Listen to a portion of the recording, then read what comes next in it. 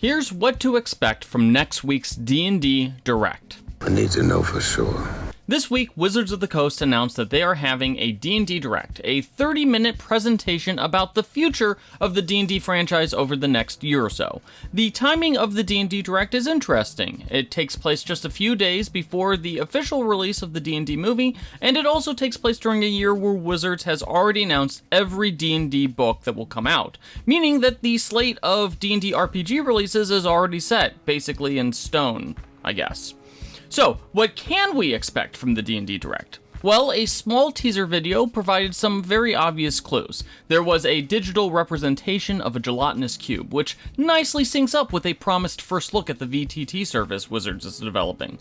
We also got a pile of potatoes, which is a reference to the Dungeons & Dragons movie. Michelle Rodriguez's barbarian character has a recurring bit about her love of potatoes. Finally, we got a donut-shaped cloud that appeared over a cup of coffee, which is a kind of subtle reference to the city of Sigil, one of the key locations of the Planescape campaign setting. Wizards has already announced that a Planescape box is coming out this year, so it looks like we're going to be getting some additional information on what will be in that. Some PR about the D&D Direct revealed some additional teases. For one, there should be some surprise announcements related to video games.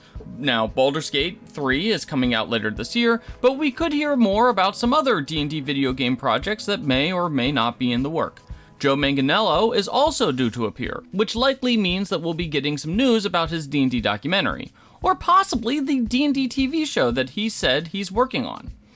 That would probably be tied to Dragonlance if we know anything about Joe's passions, and Joe talks about what he likes in D&D a lot. Finally, there was a tease that we could be getting some Dritz news. Now, Dritz's daughter is getting a webtoon this year, so the D&D Direct could be announcing when that project is due to be released. Our final expectation, and this isn't a big one, is that we're going to get some news about a Roosevelt shirt line featuring Dungeons & Dragons. Roosevelt's makes these premium kind of quasi-dress shirts that you find at the likes of like Disney World and stuff like that, and they've hinted at a D&D line over the past week or so. Now, what we shouldn't expect is much news about 1D&D, specifically the 1D&D release date. While Wizards has already confirmed that it's coming out in 2024, they're still working on the playtest for it. Like, we've only gotten like 5 of the 12 classes that are going to appear in it. So it seems pretty premature to announce exactly when the new edition comes out when they're actively still developing it.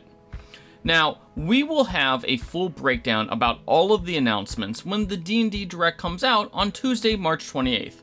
Be sure to mark your calendars, and don't forget to subscribe to the character sheet if you want the best breakdown of the D&D Direct on the internet.